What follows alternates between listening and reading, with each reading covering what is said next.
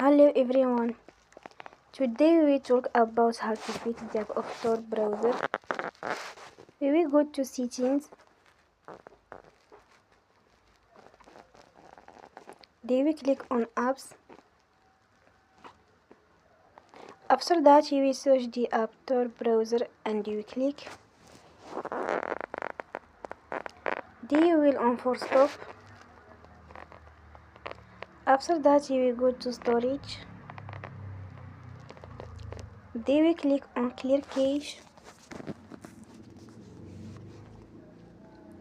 You will go to Play Store